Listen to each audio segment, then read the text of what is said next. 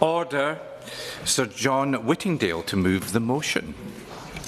Thank you, Mr. Mundell. And can I start by saying it is a real pleasure to be serving under your chairmanship and to be debating a subject which I seem to have spent a large part of my parliamentary career discussing, but which I think has actually become extremely appropriate to examine once again today. The Minister, of whom I've also spent a great deal of time debating over the last few years, last night replied to a German debate touching on the overall process under which the BBC Charter will be renewed. But as she said last night, and she's completely right, that the funding of the BBC is an absolutely central part of the Charter renewal process, and what the BBC does is obviously to some extent going to be affected by the money available to them and vice versa. So I do think it is right that we look at it.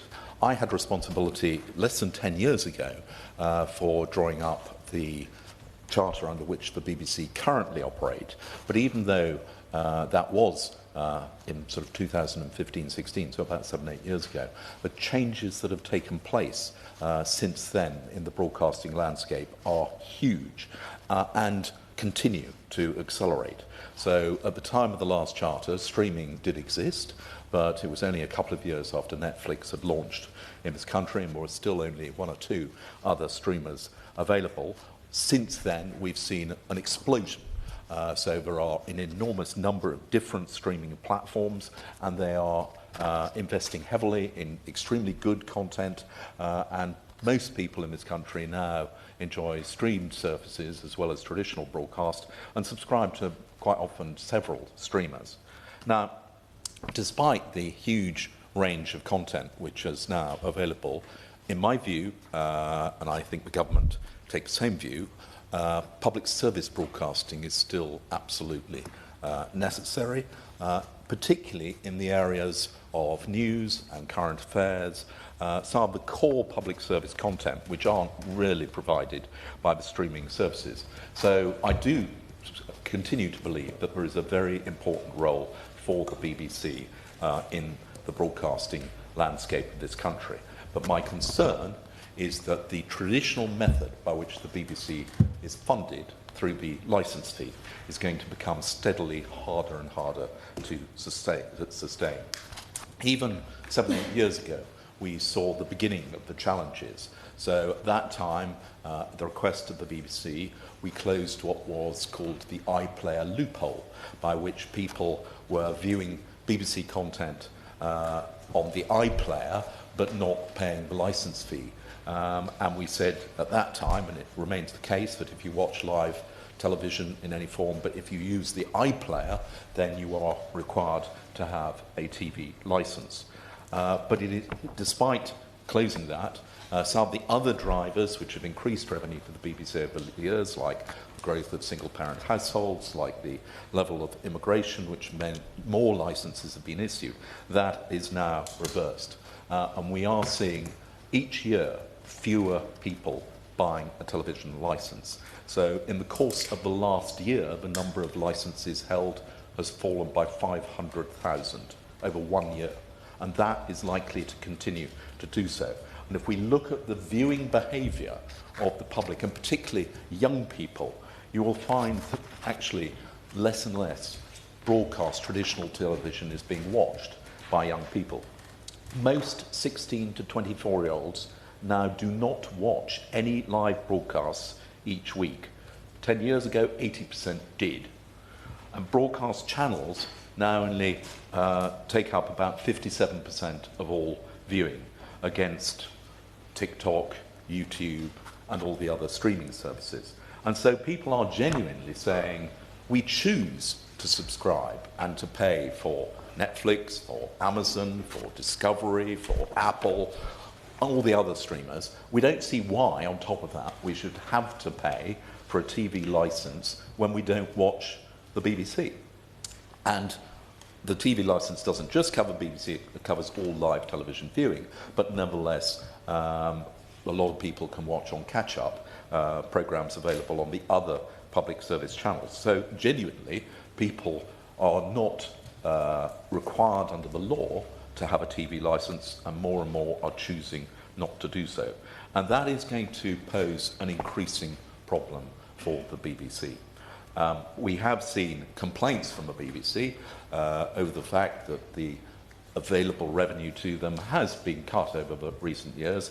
Like every other public service, they've been required to find efficiencies. But the Director General has talked about the crisis that has been created by the lack of money, his inability to invest, to compete, and that is not likely to get any better if we continue with the licence fee. If anything, that is going to become steadily harder. Now, I remember chairing a select committee, I think about 15 years ago, where we looked at the funding of the BBC and the licence fee. And at that time, we concluded that whilst it had many drawbacks, it was still probably the best available option. It is a regressive tax. It is criminally enforced. It is the case that the number of people who are convicted of failing to pay, but a large proportion are women. All of these are things which are drawbacks of the licence fee. But at the time, the alternatives did not seem possible. Certainly advertising is not likely to be beneficial either to the BBC, but also to the whole of the commercial television sector. There is not that much amount of advertising revenue, and if you have advertising on the BBC, it will result in a reduction for everybody else. The alternative option, which a lot of people have said, why can't the BBC charge a subscription so people can choose whether or not to pay it?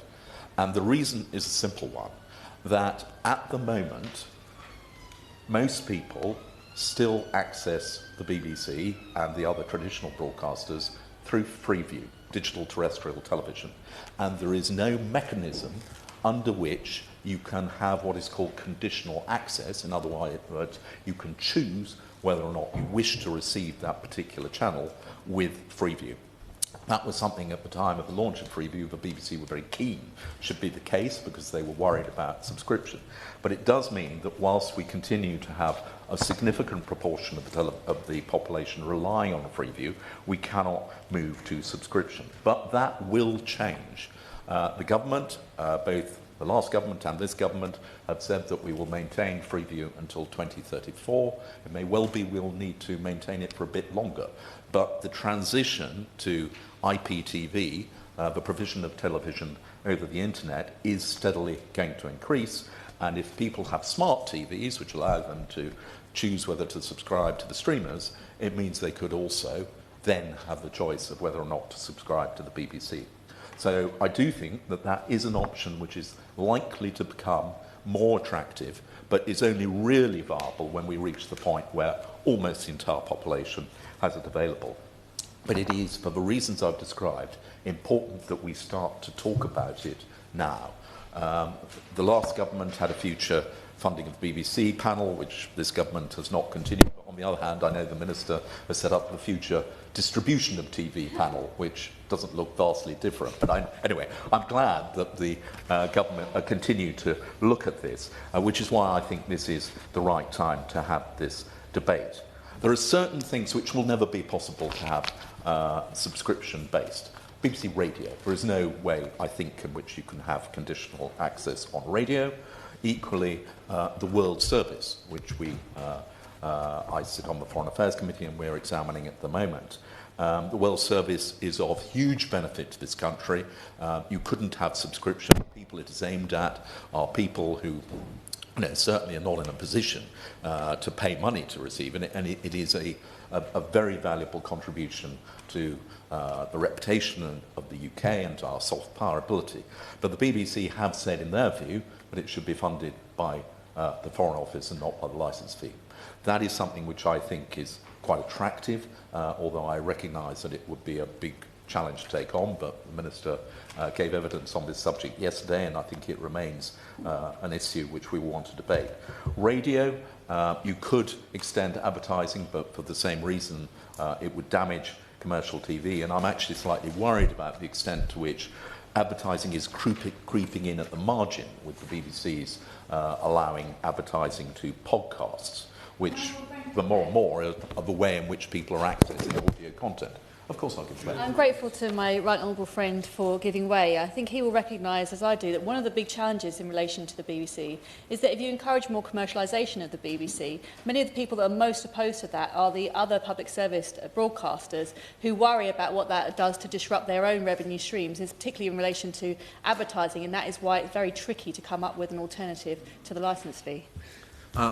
My right honourable friend is, of course, completely right, and I mean, she and I both had the pleasure of serving as ministers. I was delighted to stand in for her while she was on maternity leave. So we have both been looking at this for some time. And of course, she's absolutely right. We have to look at the overall television landscape, and if you allow advertising or encourage the BBC to compete, that is likely to have an impact on the commercial sector, who do depend completely on advertising revenue, and our traditional advertising funded PSBs, ITV, Channel 4, Channel 5, are already finding it difficult in a world competition with very well-resourced streamers, and this would make it even worse.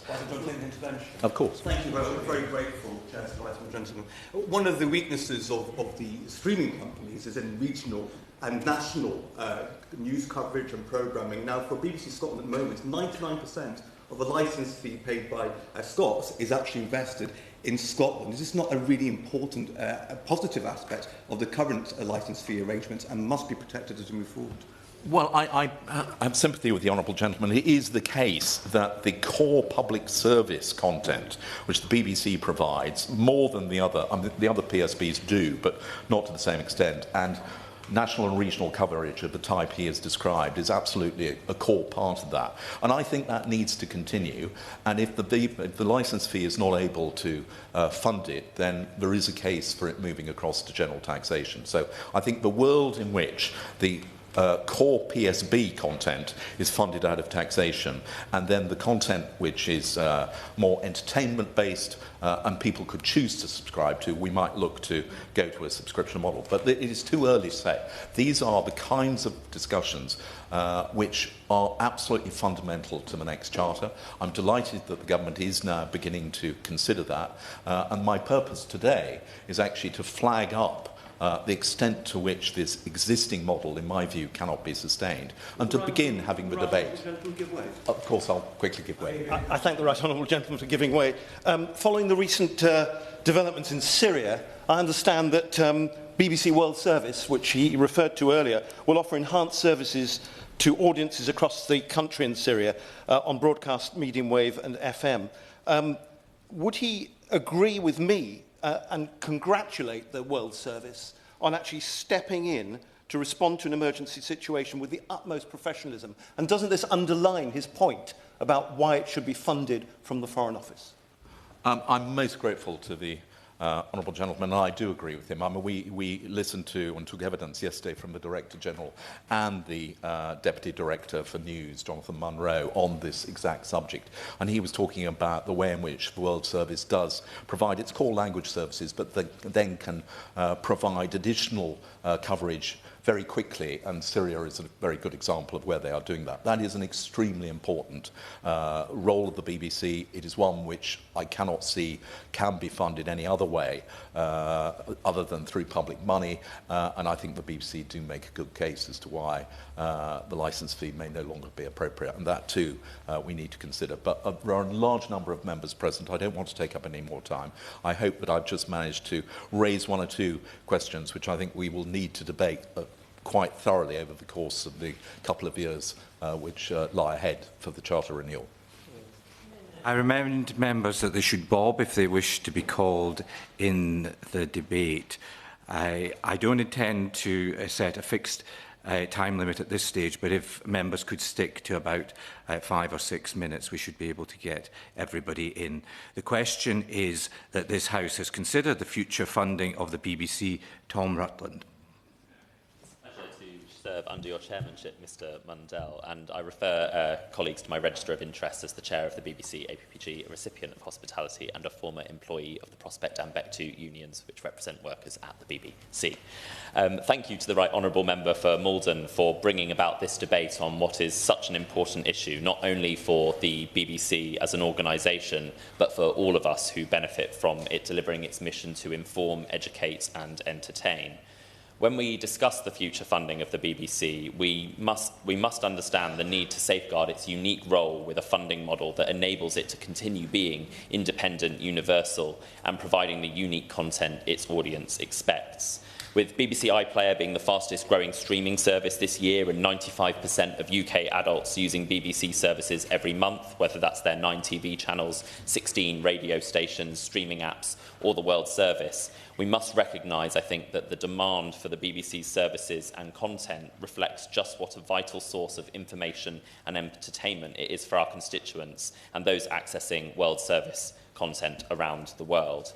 But, colleagues, it's also vital to our democracy. Amongst a landscape of bias, spin, and sometimes a don't let facts get in the way of a good story approach taken by many, and the rise of unverified content and disinformation masquerading as news on social media, the BBC championing impartial and fearless reporting at home and abroad and operating without pandering to political or commercial interests is becoming more vital, not less, and I'm sure colleagues of all political persuasions would agree with that.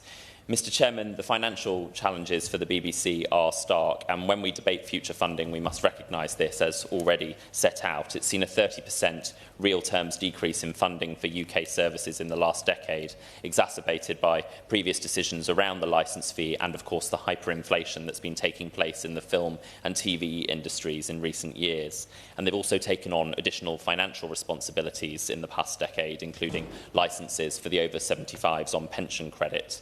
And while I know the BBC welcomes the new government's funding uplift for the World Service in our recent budget, 2/3 of its funding still comes from the licence fee. And while I know that the licence fee will be in place until at least 27-28, given the challenges outlined, this Westminster Hall debate on future funding is very timely. Many funding models have been proposed, but many of the licence fee alternatives simply would not secure the future of our world-leading public service broadcaster and would threaten its ability to create uniquely British content and tell stories, both fictional and real, from across the UK. An advertising model, for example, would not be right for the BBC. It would introduce commercial interests into programming decisions and force the BBC to compete with other public service broadcasters and commercial radio and TV over ever-dwindling advertising revenue, as the Right Honourable Member pointed out. And I would be deeply concerned by the impact that this would have on the BBC's ability to continue investing in our world-leading creative industries and talent. And I believe it would undoubtedly leave the BBC and the rest of our broadcasting ecosystem worse off. Similarly, a subscription model would not provide the universal public service broadcasting that I think we and the BBC aspire to, and similarly threaten regional programming and investment. So, colleagues, it's unsurprising that the government has committed to a sustainable public funding model for the BBC as part of the upcoming Charter review in order to ensure that we continue to have a BBC that is impartial, universal and accessible. But it is important that we closely examine the licence fee model and consider reforms to ensure that its scope, progression and enforcement are fit for the times we find ourselves in. We have something very special in the BBC. It's brought the nation together for over a century for those enormous moments in our shared lives, from sporting triumph to election drama, which we all enjoyed this year, I'm sure, from the later, well, those of us in this room, from the latest adaptation of J.K. Rowling's Cormoran Strike books to the upcoming Gavin and Stacey Christmas special, which I know will be on in my family's house. It provides fearless news coverage in our neighbourhoods, in Westminster and abroad, and it invests in creative talent. Yes, I will. I thank my honourable friend for giving way. On your point about regional news coverage, we have some excellent regional news coverage in my area, BBC Three Counties Radio, Look East as well. However, back in 2022, a decision was taken, which means that actually my regional politics programme is recorded over 100 miles away from my constituency. And given that all news is local, I wondered if my honourable friend would care to comment on whether he thought this was the right starting point in terms of regional news coverage, or whether when thinking about the future funding of the BBC, we might want to be doing something more local and perhaps better too. Thanks. I thank my friends, my honourable friends, for their intervention. I agree that it's a shame that we've seen some regional political programming and news programming filmed further away than it was before. But I'm of course not able to answer directly for those decisions by the BBC, but the 30% funding decrease that I've outlined already, I think perhaps explains some of the reasoning behind that, and it's a shame we find ourselves there, and I think underlines the importance of finding a funding settlement and funding model that allows regional programming, truly local programming, to be safeguarded as best as possible, and underlines, as I say, the need for that. So, as I was saying, it provides fearless coverage in our neighbourhoods, sometimes a little further away than previously, in Westminster and abroad, and it invests in creative talent and programming across every corner of our great country. I think that's something worth fighting for and worth keeping in a world of media fragmentation, and I hope all colleagues will join in supporting a future funding model that ensures it lasts for another century. Thank you. Rebecca Long-Bailey. Serve under your chairmanship, and thank you to the Right Honourable Member for Malden for securing this very important debate and for his thoughtful comments. Just to make colleagues aware, I'm the co-chair of the National Union of Journalists Parliamentary Group, and the BBC has frankly been at the heart of the UK's national life for over 100 years, and it's at the heart of my own constituency in Salford. Its mission to inform, educate and entertain is underpinned by its funding model, ensuring that it's universal, independent and never at the whim of vested business interests or advertisers. It's essentially there for the people of Britain, not for profit. And as well as entertaining us, more important than that, it reaches out to every community in the UK and gives them a voice. It's an intrinsic part of political accountability, holding local and national politicians to account, and it strives to provide content in the public interest, not just sensational headlines that offer the best clickbait. And everything from educational resources relied upon in our schools are produced by the BBC, to fact-checking services that cut through misinformation, to local radio and local democracy journalism. It's clear that the impact the BBC has on our communities is profound. Yes. Would you agree with me that the BBC's unique currency is trust, and one of the challenges in recent years is that people have lost faith in the BBC as an organisation that produces impartial news. And one of the challenges I saw in the last Parliament was that they were reducing local journalism and regional journalism, even while protecting some very large salaries for its biggest stars. And that's one of the reasons why people are losing faith, that they're not investing in journalism in the way in which they should and what people expect from a public service broadcaster.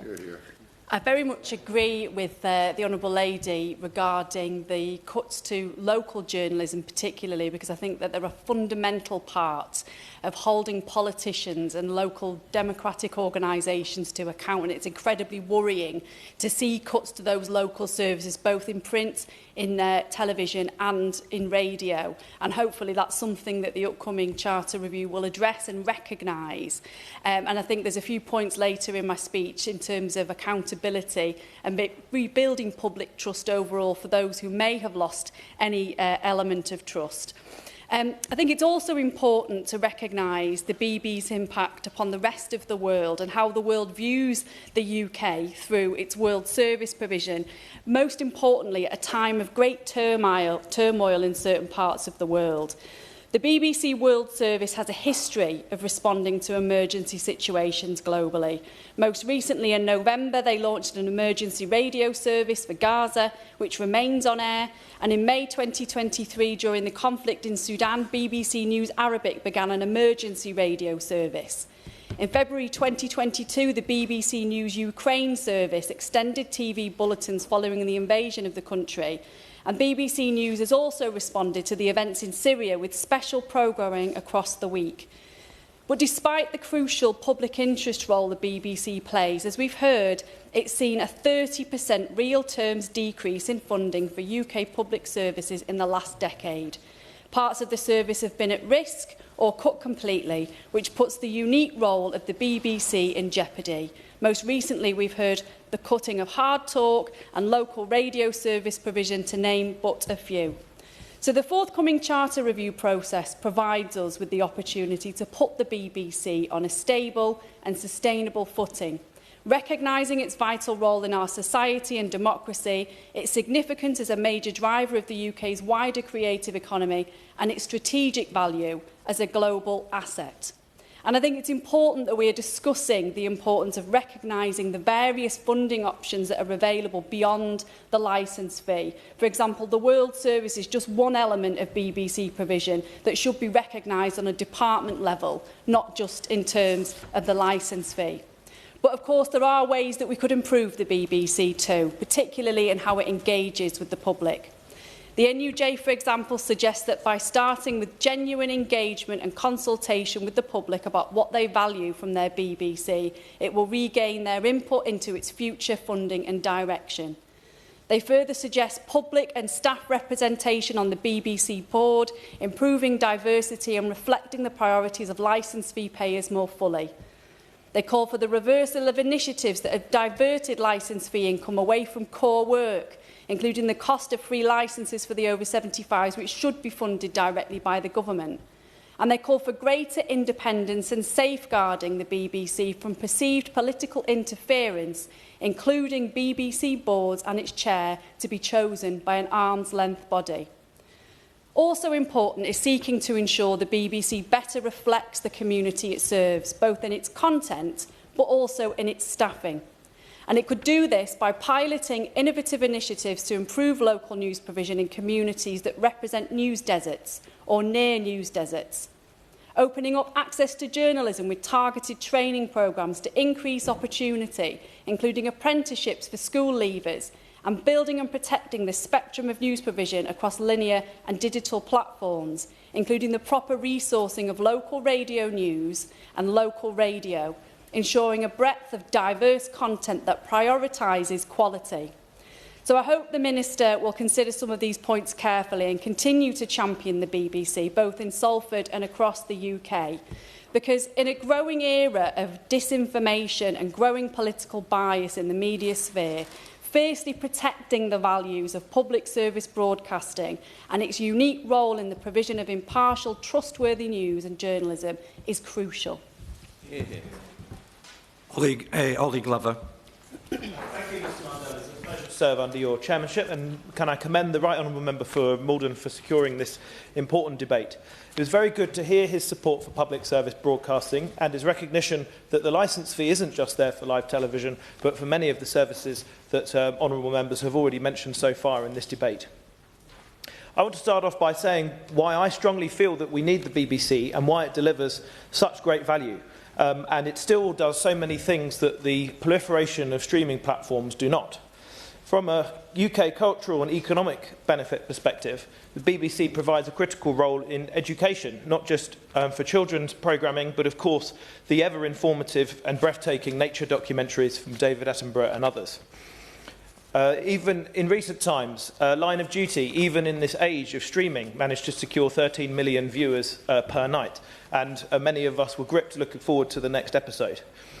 It's brought us fantastic foreign language content to BBC4, including the iconic The Killing, which astonished people with a foreign language subtitled programme hitting 1 million viewers a week. And those of us who were alive, albeit somewhat younger, in the 1990s, could always look forward to the thrill of Star Trek The Next Generation at 6 p.m. every Wednesday. For all of these reasons, a KPMG report estimates that for every £1 of economic activity generated by the BBC, £2.63 of wider economic value is created. Of course, it's so much more than entertainment.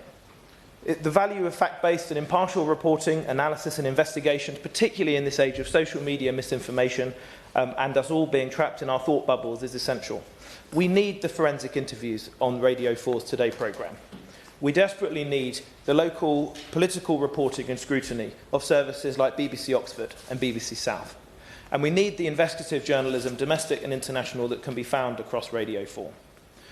And as the Honourable Member for Leeds North East said, BBC World Service plays a key role in maintaining access to free and accurate sources of information in many repressive countries around the world, or countries facing humanitarian challenges, as he referenced in terms of Syria. Of course, we should recognise that the BBC is not perfect. The salaries of top presenters can be very high indeed, and scandals and crises have not always been prevented or well managed. But what other organisation would create and broadcast a documentary looking critically at its own failings and weaknesses, which was David Dimbleby's Days That Shook the BBC? The value for money of current funding and potential future reforms is important. But again, 95% of adults still use the BBC at least once a month. The alternative funding models explored to date do not necessarily create a fairer system without disadvantages. And that's why I think it is important for the government to be very clear on what are our desired outcomes from the BBC and public service broadcasting, and then work out from that how we fund them. And of course, we should consider ways to spread the TV licence cost more equitably, taking into account people in low incomes. But we need the quality, independence and breadth of the BBC now more than ever, and that is too important to risk losing through suboptimal or over-complex funding routes. So I'm pleased to see that the government is looking hard at how to sustain the BBC's future. Patrick Harley.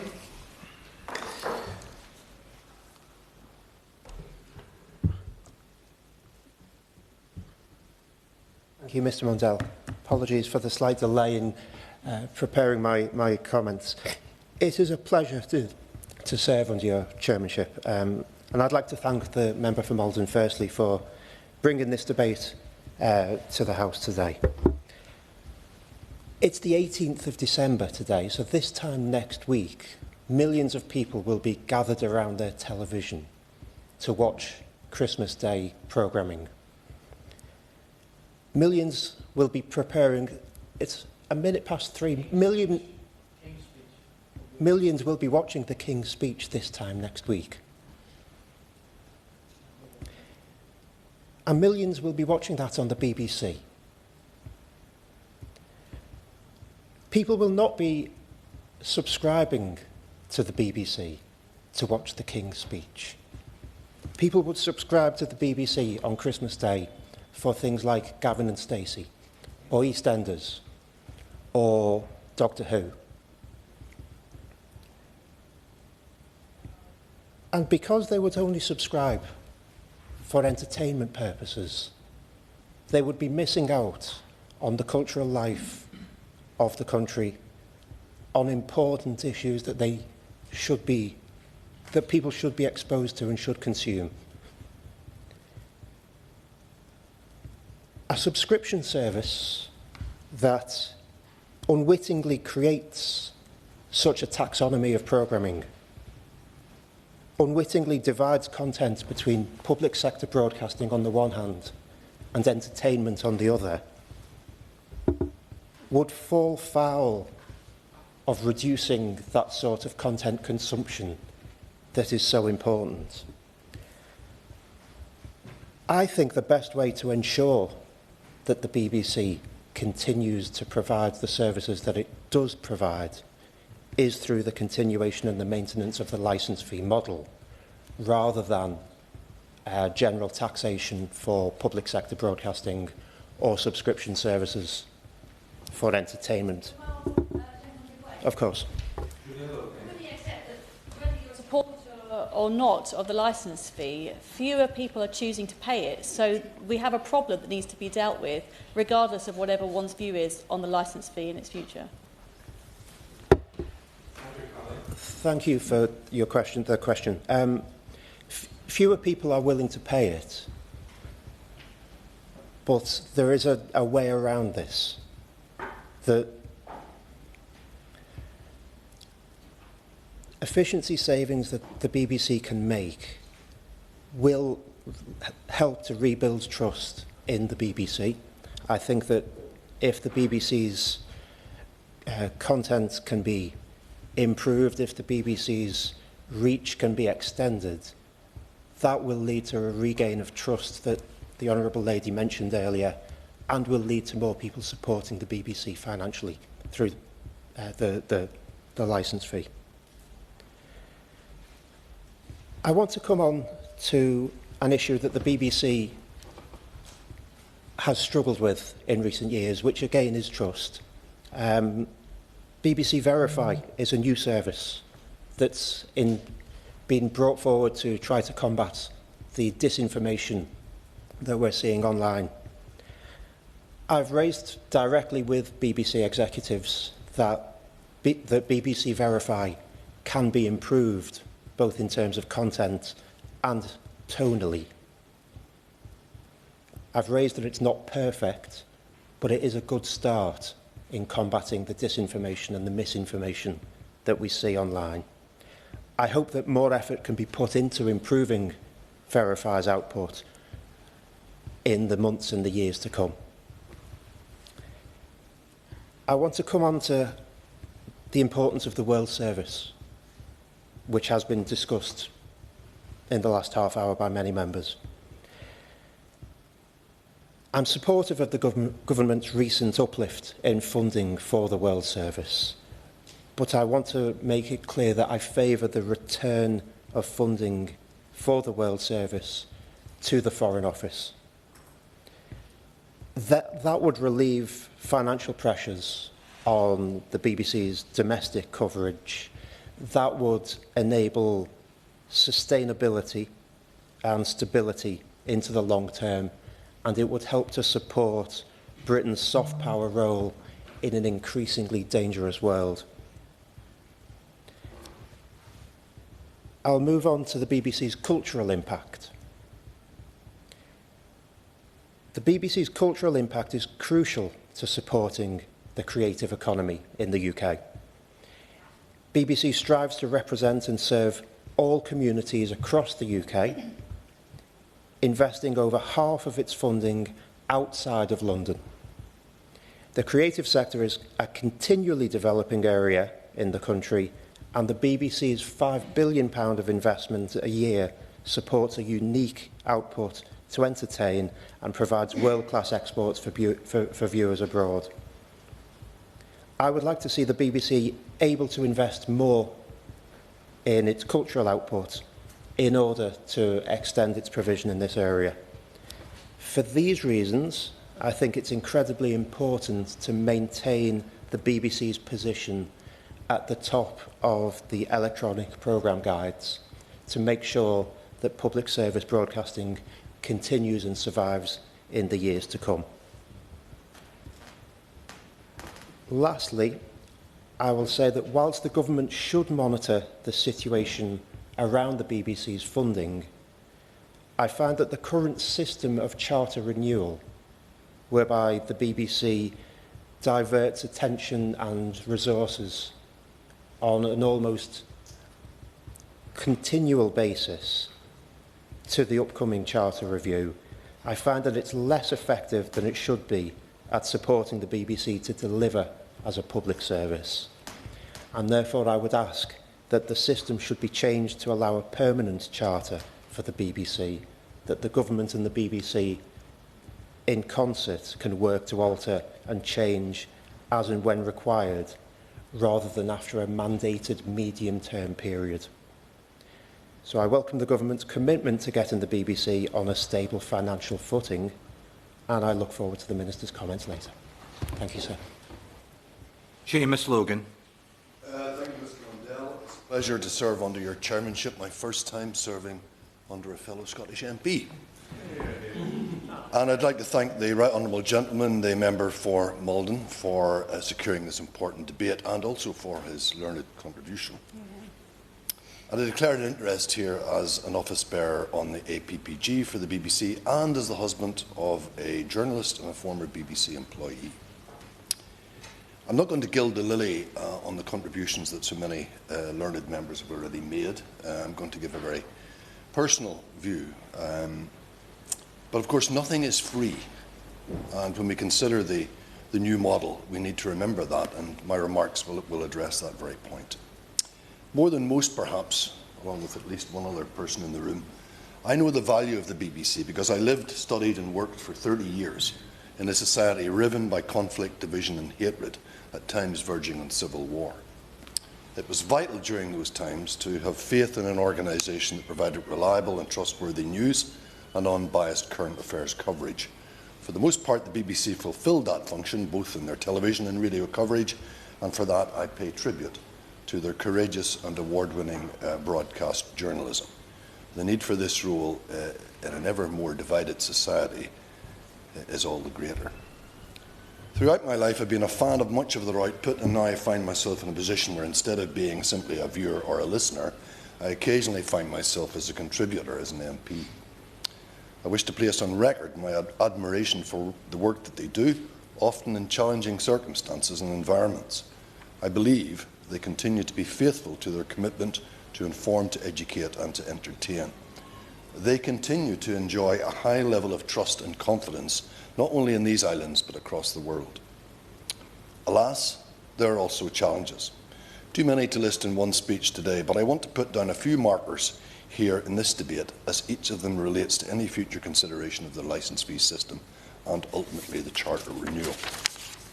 Firstly, especially in Scotland, but perhaps further afield, and my right honourable friends already referred to this, there is a widespread and growing perception that editorial policy is not always fair or impartial. For example, on too many occasions, audience members in political debates are not whom they purport to be, i.e. ordinary members of the public. On other occasions, contributors are not properly introduced in terms of their political perspective. On one recent occasion, a so-called independent commentator turned out to be a fully paid-up member of a political party. Nor do these feelings always result in public remedy or apology. As Elton John famously said, sorry seems to be the hardest word. There is a problem here for programme editors, not necessarily presenters. It is a vital component in retaining that trust and confidence that I spoke of earlier, and it is not good enough to simply wring the hands and say everyone complains equally. I don't believe that is true. Secondly, and it's obviously a very personal view, I do not think that it is only politicians who should not be double jobbing. I think it extends to the so-called talent within the BBC. Too many times we see high-profile individuals turning up as hosts on a wide variety of programmes. There are enormous salaries offered as justification for this triple and quadruple job holding. I believe the BBC should recognise that they have a responsibility to bring forward up-and-coming journalistic and other qualified talent from the wide range of local broadcasters whose careers are currently being effectively blocked or even blighted as a result of this. A final marker, Mr. Chairman, is in relation to the growing number of instances regarding unacceptable or illegal behaviour by BBC employees or by agents working on their behalf through subcontracting. This is often sexual harassment or worse of female colleagues or guests. I spoke about this recently on a BBC programme.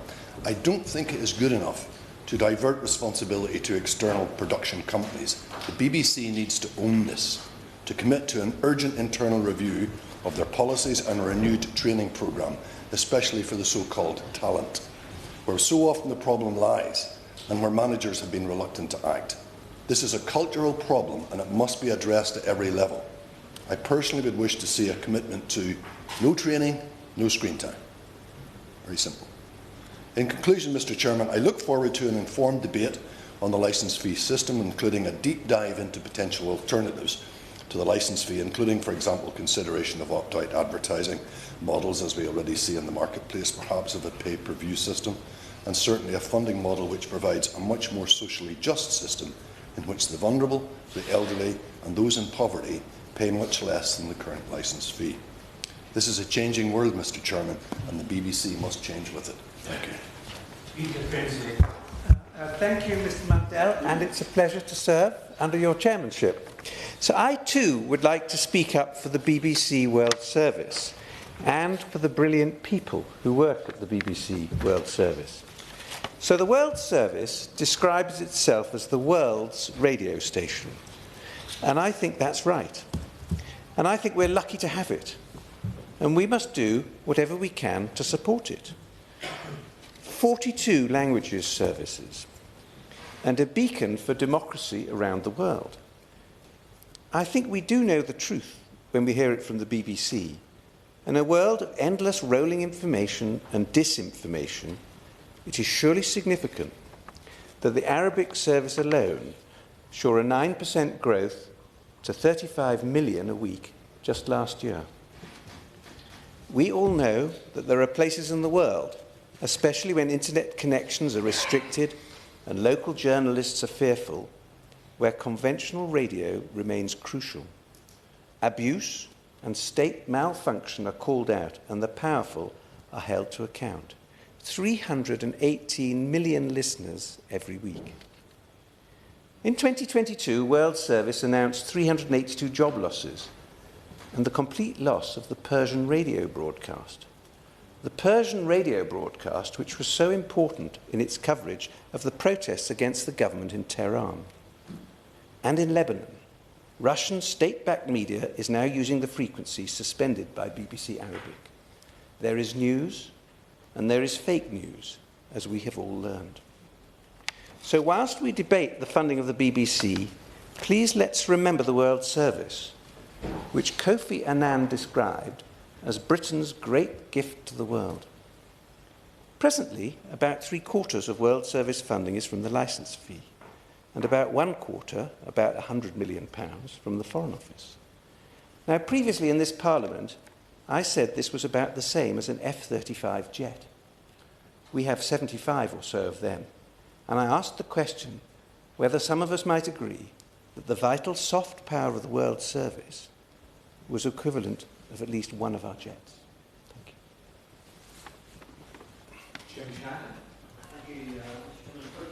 you. What a pleasure it is to serve under your chairship, and can I thank the Right Honourable and learned colleague from Malden for setting the scene so very well. I want to say make a few points, positive points, and then I want to probably outline what some of my constituents are telling me in relation to bias, and I want to have it on record, so I'll make those comments in a few minutes.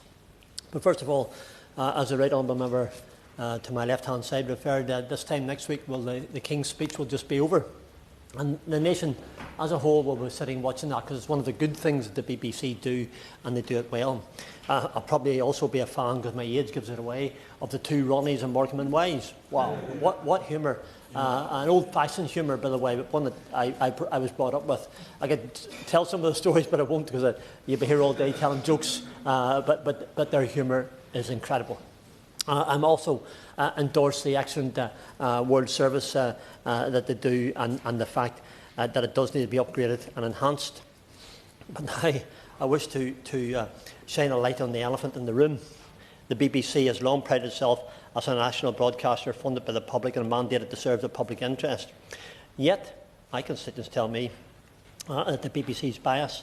Time and again we see a pattern of behaviour that alienates a significant portion of that very public. The BBC is no longer viewed, Mr Chairman, as the impartial institution it once claimed to be. I'm going to give 3 or 4 examples, if I can, just to have them on record. Ones that have been proven. I'm not making it up. I don't do those sort of things. Rather, it has adopted a tone and an editorial stance that all too often aligns with a narrow view. Now, whether or not you're in favour of Brexit or not, let's just look at that one. Many of us in this House and across the country remember how the BBC approached Brexit. It wasn't with curiosity or indeed neutrality, as the public rightly deserved, but it was with scepticism and outright hostility. They weren't reporting the news, they were trying to shape the news. The same bias is extended to issues affecting Northern Ireland. The BBC cannot even name our country correctly, referring to their correspondent as an Ireland correspondent. My honourable friend, the right-hand side, will know how absurd and how wrong they got that, because the fact is, it's the Northern Ireland correspondent. Those who understand the constitution of Northern Ireland will understand it's part of the United Kingdom of Great Britain and Northern Ireland. Yet no, the BBC couldn't get it right. If it had been a Welsh reporter, it can't be Welsh correspondent, Scottish reporters can be Scottish correspondent. Northern Ireland deserves no less, Mr Chairman.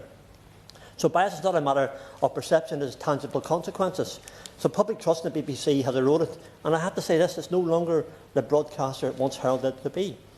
Now, my politics, as the members on that side will know, my politics lies to the left. Probably a fair bit to the left, I suspect, but it doesn't take away from where I am. So I ask this question, I'd say the Honourable Member of Clacton faced a hostile audience in question time. Or Dame Andrea Jenkins, a former Conservative MP, was booed before she had even opened her mouth. And have I got news for you? My goodness. That is not organic debate. It's a bias in practice. The BBC, honourable gentleman referred to it, I'm going to quote him. The BBC selects its audiences, sets the tone, consistently marginalises voices on the right of politics. I'm not on the right of politics. I never will be.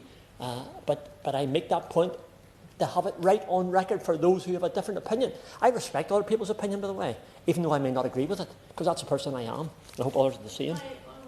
Happy to get that. Would you agree that this actually gets to the nub of the challenge? The BBC has a unique social contract with the public. It has the licence fee because people trust the BBC to produce high-quality, impartial, trusted content. That's precisely the reason we have the BBC. And so if there's a sense from the public that that trust is being lost, that goes to the fundamental challenge to the BBC's very future. And if I may add, with Russia and China putting ever more money into their own state broadcasters, this represents a much wider challenge than just one for us here in the UK. Can I thank the Honourable Lady very much for her intervention? She's absolutely right, and she's highlighted an issue which I wish to do as well. The Honourable Lady has done it better than I could. I put it in the record, and I look forward to the Minister's response. I should have welcomed the Minister to her place, by the way. She did her first adjournment debate last night and did extremely well, Mr Chairman, and today I know that she'll be exceptionally good when it comes to answering all the questions we're going to pose as well. The BBC's funding model must also be examined. The licence fee is compulsory, paid for by households across the United Kingdom, regardless of whether they feel the BBC reflects their values or indeed or serves their interests. I'm going to make this point for the record, Mr Chairman, when it comes to cultural programming.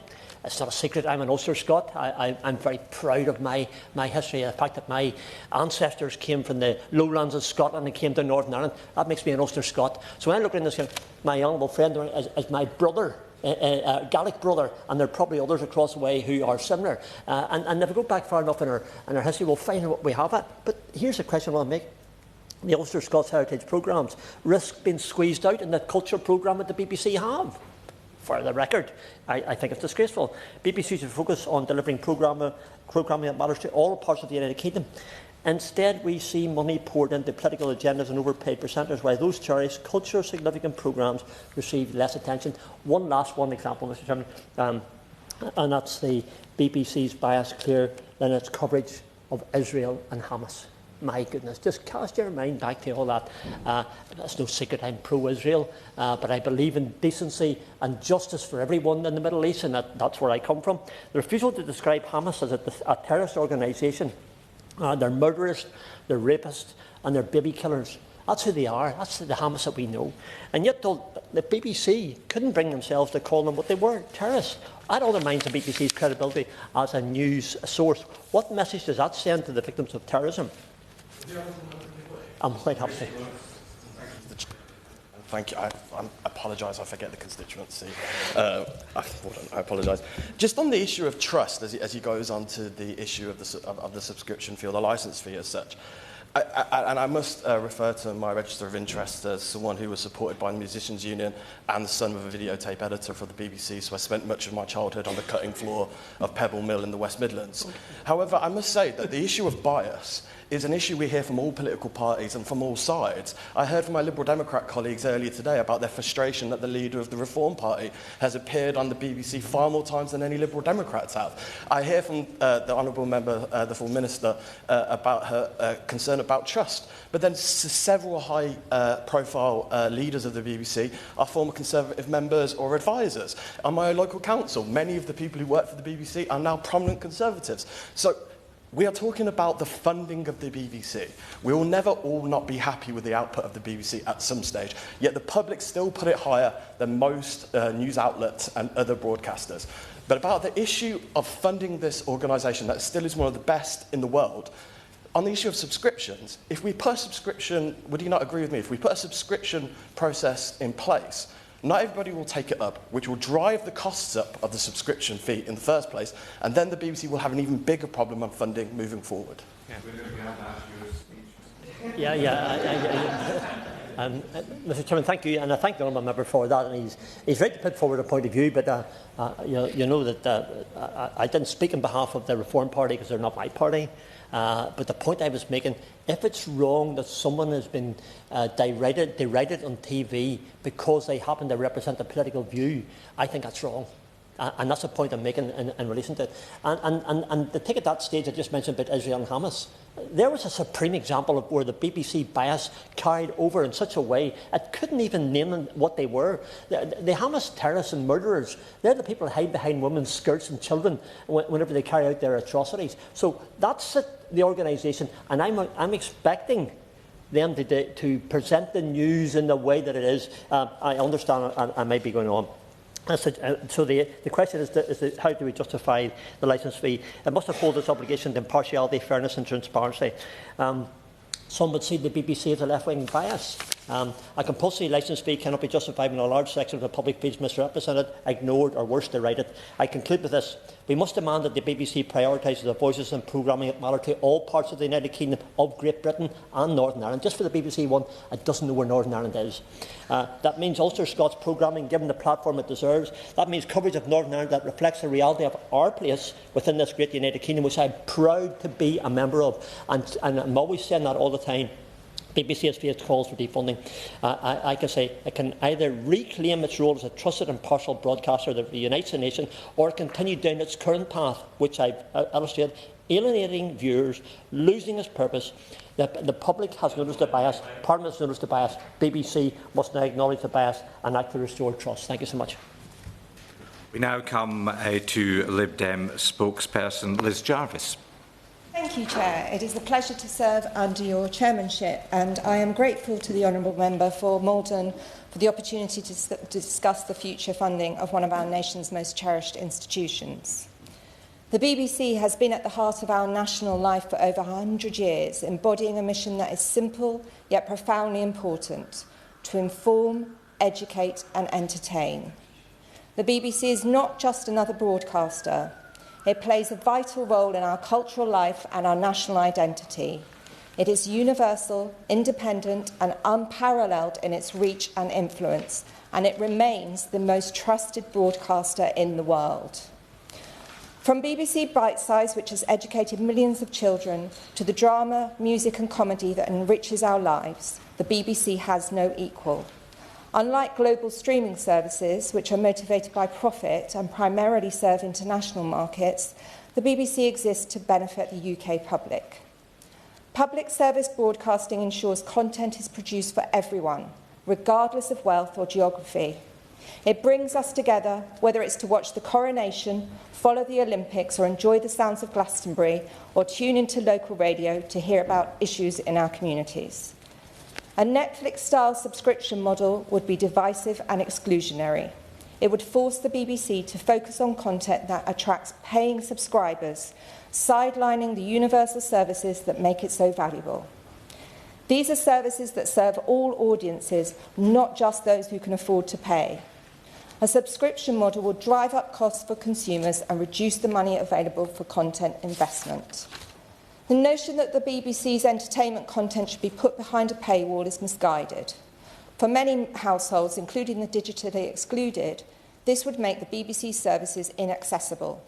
It would also result in the loss of free access to well-loved shows including Strictly Come Dancing, Match of the Day, The Traitors and world-renowned drama. This proposal also ignores the reality of subscription-based financial models. Since its launch in the UK in 2012, when it charged £5.99 per month, Netflix's standard plan has increased to £10.99 per month and its premium plan to £17.99, representing an increase of 83% and 200% respectively. Now, consider the impact on a young person from a low-income household who might discover a passion for science through a BBC documentary or be inspired to pursue their dreams by a BBC film. These transformative experiences would be lost if access were restricted to only those who could afford to pay. An advertising-funded BBC would be equally damaging. It would siphon advertising revenue away from commercial broadcasters, weakening the entire UK media ecosystem. Worse still, it would compromise the BBC's independence by exposing it to commercial pressures. This would push the BBC to prioritise more generic mass appeal programming over distinctive high-quality British productions. It would also undermine the BBC's ability to deliver the rich, global and multicultural programming that has become its hallmark. The BBC's current funding model guarantees universality and independence. For just over £3 a week, households gain access to a treasure trove of content, including 9 TV channels, 39 local radio stations, and online services such as BBC iPlayer and BBC Sounds. And yet the BBC has faced a 30% real-time funding cut over the last decade, forcing tough decisions and service reductions. We cannot continue with perpetual uncertainty about the status of the BBC. The BBC's current charter ensures the licence fee model until at least 2027, but beyond that, we must commit to a funding model that is sustainable, fair and fit for the future. Part of that future must include stronger support for the BBC World Service. This unparalleled institution is not only a vital source of impartial news for 450 million people globally, but also a key pillar of the UK's soft power. Whether it's exposing corruption, raising awareness of public health challenges, or championing education and human rights, the BBC World Service is not just projecting British values, it is doing real good in the world. However, recent funding cuts forced the closure of language services. This is unacceptable. We must restore full funding to the World Service through the Foreign Office budget, allowing it to continue its invaluable work. The BBC is also a driver of the UK's creative economy, contributing nearly £5 billion annually. It commissions more independent productions than any other broadcaster, invests in research and development and supports apprenticeships and training. At its heart, the BBC's mission is to act in the public interest, serving all audiences through the provision of impartial, high-quality and distinctive output. In a media landscape dominated by billionaires seeking to engineer narratives that align with their personal interests and agendas, the BBC stands as one of the few institutions committed to impartiality and serving the public. I will give way. Thank you very much. We've heard, not just here today, but over the years, accusations of political bias. And, you know, I will have friends on the left who accuse the BBC of being biased against them, and family members on the right, who I'm sure I'll have conversations with over Christmas, making the same comments. Do you think if both sides, and indeed I'm sure the middle, have complaints about it, perhaps the BBC are getting something right? I do agree with my honourable friend. But I'd like to ask the Minister if she will agree with me that the BBC's funding model must not be a Trojan horse for those who seek to undermine its editorial independence and pave the way for figures such as Elon Musk, whom we have little opportunity to scrutinise or hold to account. Liberal Democrats are committed to a strong, independent and well-funded BBC that continues to reflect the diversity of our nation and serves all audiences. I will give way. Grateful. I don't disagree with a lot of what she's said about the value of the BBC, but the problem is that more and more people are unwilling to pay the licence fee, and that has to be addressed. She wants to see a strongly financed and funded BBC, but she is going to have to come up with an answer to the fact that the revenue is going to go on declining under the present model. I thank my honourable friend, and I don't disagree that there does need to be a plan, but at the moment I don't see one on the table. The next charter review is the time to have a serious evidence-based discussion about funding, but any changes must strengthen, not diminish the BBC. Through the BBC, we see things about our nation and the world we might never encounter in our own lives. As Sir David Attenborough has said, the world would be worse off without our stories. It must be taken with great pride that the British public has a direct role in providing the platform needed to nurture and share the genius of so many British individuals in the creative industry. I hope we can continue to protect public ownership of the BBC, to preserve the voices and stories that make us who we are. Shadow Minister Barty. Thank you, Mr Mundell. It's a pleasure to serve under your chairmanship. And let me start by, first of all, wishing all members and you, Mr Mundell, a very Merry Christmas. And can I also thank my honourable friend from Malden for bringing this valuable debate. And it has been a spirited debate with some very interesting points. I'll try and certainly pose some questions to the Minister, and as it's Christmas, in the most constructive way I can. For the vast majority of people in the country, the BBC plays a fundamental role in our lives, and the scope of the BBC is impossible to estimate. The National Union of Journalists estimate that 91% of British adults use the BBC. They use BBC television, radio, or even online each week, and its global reach is equally important, as has already been pointed out by a number of members. 426 million people access the BBC every week via the World Service, worldwide and global news. The BBC's reach and reputation is a source of pride for people in the UK, quite rightly.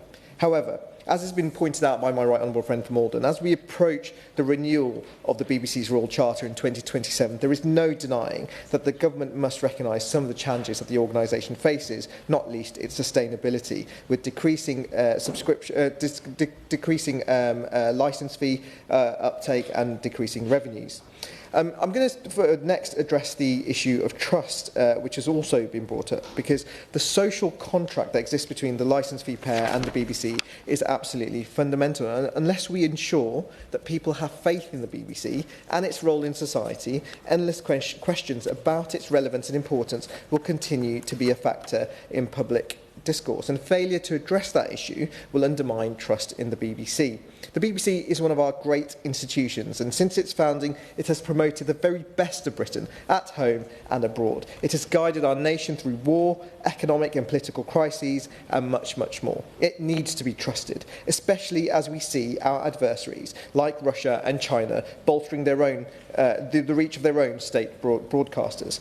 And of course, we are seeing the concerning impact of AI and misinformation domestically and across the world. And we have to emphasise the issue of trust, which is it's clearly a trend that we are seeing about the questioning of the BBC's credibility, as pointed out by my right honourable friend, the member for Hornchurch and Upminster, who was, I know, an excellent minister, as was my right honourable friend for Malden in these issues.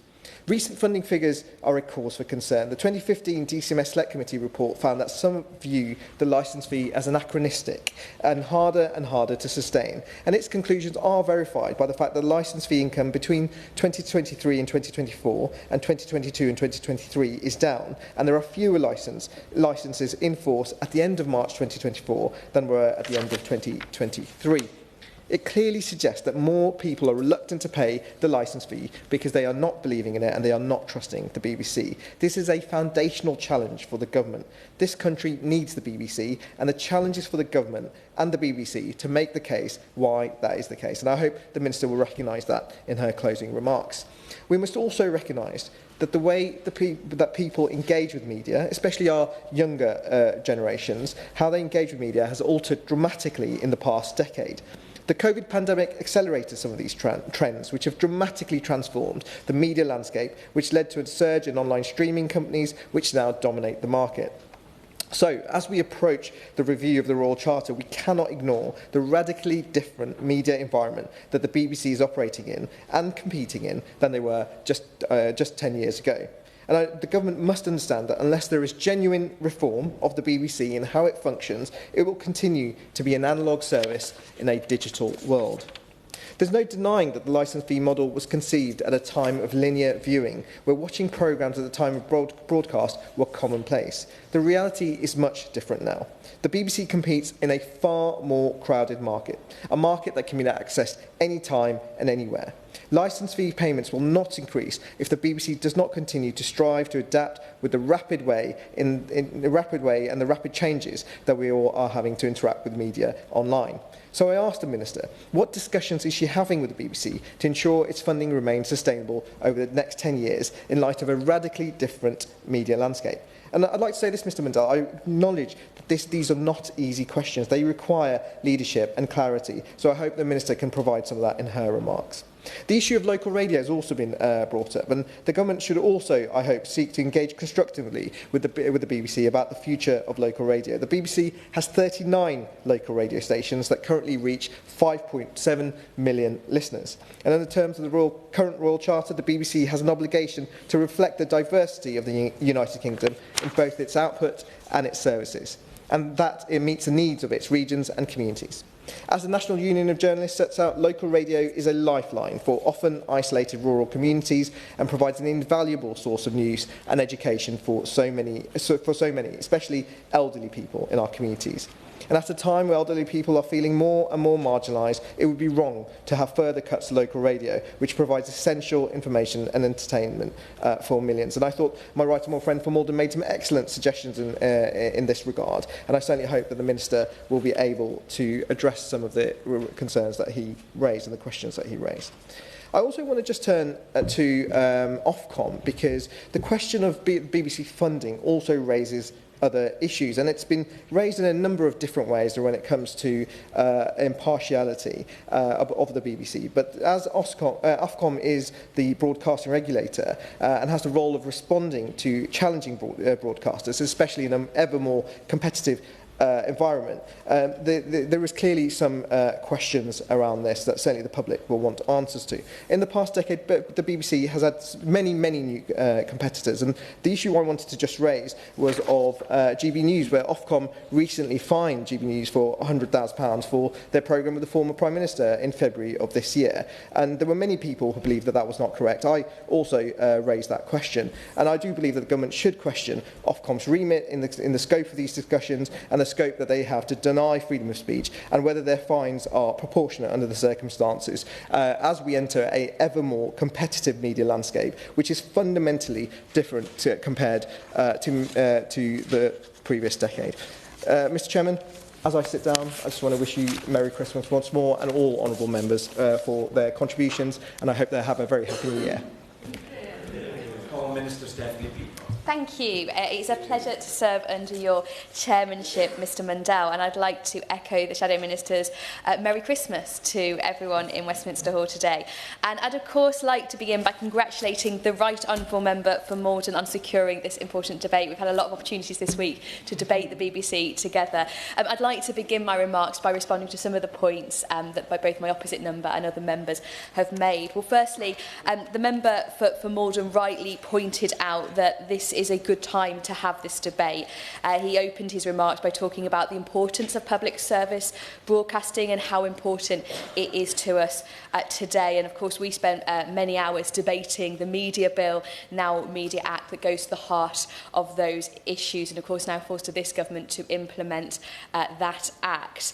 A number of members, and I think the Shadow Minister included, as well as the member for Didcot and Wantage, pointed out how many people access the BBC, over 90% every month. But of course there are lots of important and challenging issues about BBC funding and also the Charter review. But I think it's been a really good debate for members to have rightly shared their own experiences and memories of the BBC. So the member for Southport, I think, was one who spoke about the shared experience as a country that we have, how the BBC brings us together.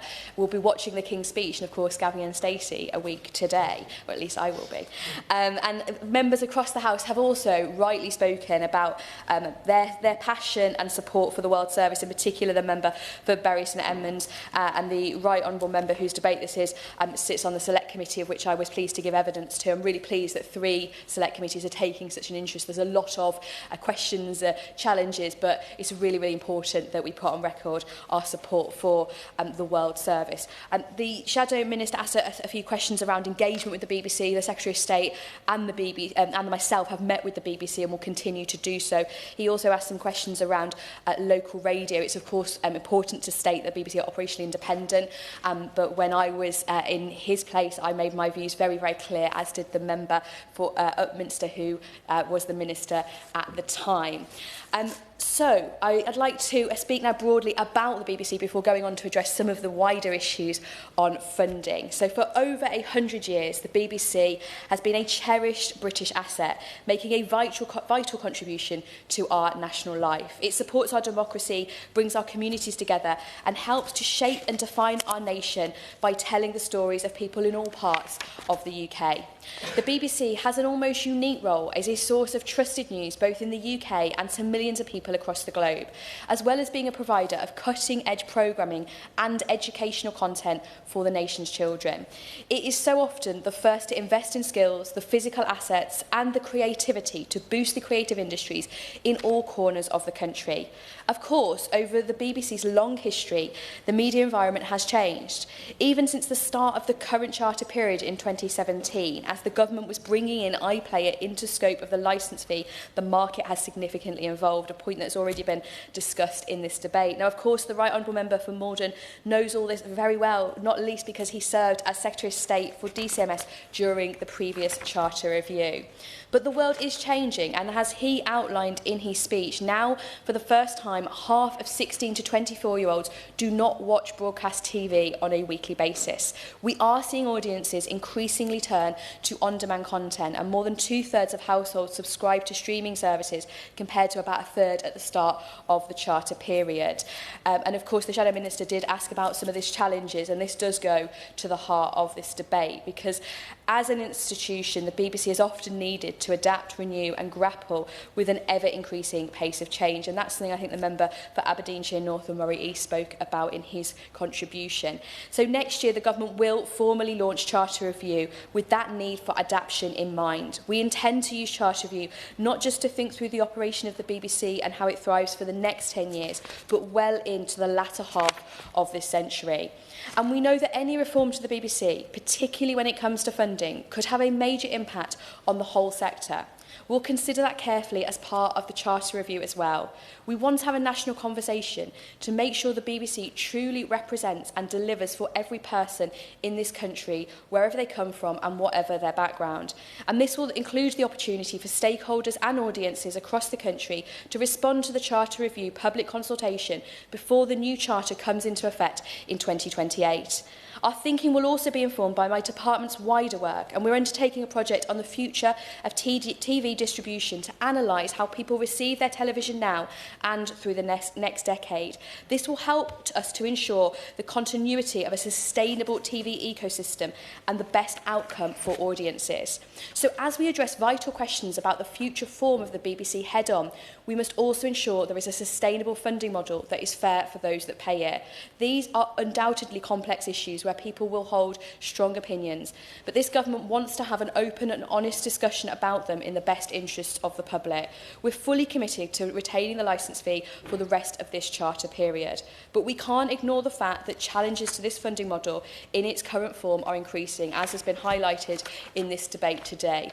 The media market is more competitive than ever, with the emergence of streamers and social media platforms operating at a global scale. It's meant less money for the BBC to invest in our creative industries, in talent and skills, and in telling our stories. And it has resulted in cuts to BBC services, an area the member for Salford spoke about. Now, the Secretary of State has announced that we will take forward work on the BBC funding as part of the Charter Review process to bring together the linked issues of what the BBC does at its future role and how it is funded. The government is keeping an open mind about the future of the licence fee. Now, the Honourable Gentleman referenced the committee he chaired, and more recently the Culture, Media and Sports Committee 2021 report on the future of public service broadcasting found there are a range of options for funding the BBC, but none are perfect. Give way once and then twice. The Secretary of State has talked about her support for mutualisation. It's never been clear to me what that actually means. Could she give us more details?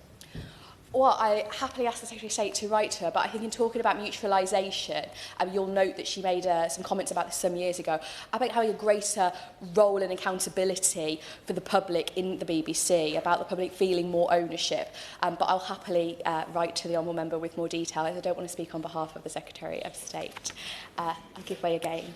I thank the Minister very much for her response, always very positive and very enthusiastic. I thank her for that. Last night in the adjournment debate, we referred to the Charter Review. and the Honourable Lady referred to the need for those of complaints and how that will be done by Ofcom or by other organisations. I just want to say this. Those people who come to me and those examples of bias that I referred to, Mr Chairman, they are some of the people who do not have and will not buy a BBC licence. If there's a better system within the BBC where people who have complaints of bias or whatever they may be have their complaints done in a good way that is honest and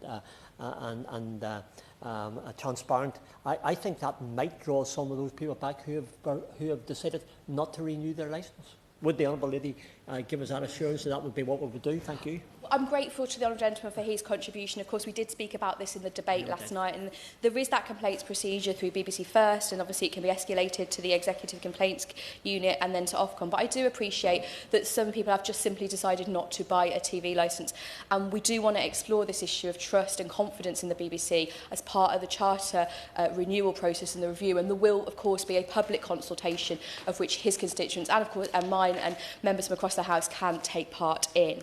But we're not in the business of reform for reform's sake. We are going to think in the broadest sense about the options on the BBC's funding and structure, and nothing is off the table, as the Secretary of State said when she gave evidence to the Select Committee last week. It is clear there are limits to the amount of money the BBC can raise from commercial sources, particularly given its obligations as a public service broadcaster. We firmly believe that the unique obligations placed on the BBC demand continued sustainable public funding in support of its vital work. In the meantime, we must ensure the BBC is properly and fairly supported for the remainder of this charter, and that is why we announced we are increasing the annual cost of a TV licence from 2025 in April by £5 in line with CPI inflation, and this is less than half as much as last year's increase. For the BBC, this will deliver additional and proportionate funding, allowing them to continue to deliver world-class educational and engaging programme. We always take decisions on funding to provide certainty and stability for the BBC while ensuring those decisions deliver the best outcomes for licence fee payers. The Government has already noted the ongoing concerns about the impact of TV licensing enforcement action on vulnerable households. I'm acutely aware of the financial difficulties faced by some households, and we're committed to supporting them to spread the cost of a TV licence. We recently announced an expansion of the Simple Payment Plan to all unlicensed households facing financial hardship to help more people pay in flexible instalments rather than finding a greater amount of money up front. We will also look at enforcement issues as part of the longer-term funding work we take forward at Charter Review. Now, the provision of trustworthy local and national news is vital for democracy and holding elected representatives to account, especially at a time where mis- and disinformation is spreading at rapid speeds. Local journalism, in particular, also helps to foster community in areas like my own in Barnsley. By reporting on stories that matter to local people, the BBC helps people to feel connected to the place they call home. In the last few days alone, in my area, the BBC has reported on a new sculpture that will be placed on a roundabout in Goldthorpe, a local Christmas tree that will have had to be taken down due to the dangers related to wind and vandalism, and a new specialist care home being built in Barnsley. These kinds of varied local stories matter to local people, enriching their understanding of the issues affecting their neighbourhoods, and I know members from across the House will have similar stories to share. Ultimately, the BBC has a huge role to play in telling our country's story, creating great jobs and opportunities, and driving growth in the creative economy. We are determined to get the forthcoming Charter Review right to future-proof the BBC and ensure that we can all continue to enjoy and benefit from it for decades to come. The Right Honourable Member for Malden has made an important contribution, not just today, but through his years of public service, and I thank him for that. And now I call the Right Honourable Gentleman to wind up the debate. Thank you, Mr Mundell. And can I begin by thanking all honourable members who have taken part in this afternoon's debate. I think although a number of criticisms of the BBC have been expressed, and I have my own criticisms, nevertheless, everybody recognises the value that the BBC brings to the UK and our society, and the importance of trying to make sure that it does continue to play that very important role. But there is a problem that the current model is looking harder and harder to sustain, and therefore I suspect that this is an issue which we are going to be continuing to debate over the coming weeks and years during the Charter renewal process. So I look forward to returning and continuing my discussion with the Minister and all those others. And I would like to thank everybody for their contribution and to join my honourable friend from front bench and the Minister and all others in wishing all members a very happy Christmas. Thank you. I'm surprised nobody's mentioned BBC Parliament, on which this debate will appear, and I understand that it is available over Christmas when it shows highlights from the parliamentary proceedings, of which I'm sure this will be part. The question is that this House has considered the future funding of the BBC. As many as are of that opinion say aye. Aye. Of the contrary, no. I think the ayes have it. The ayes have it. Order, order. I suspend proceedings until 4 p.m.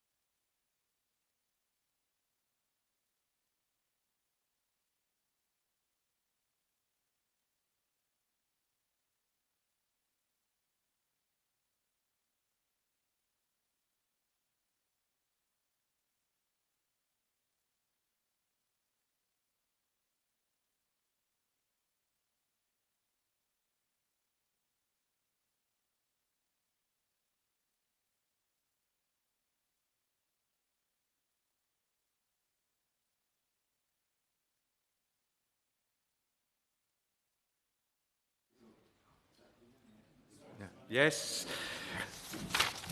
Order.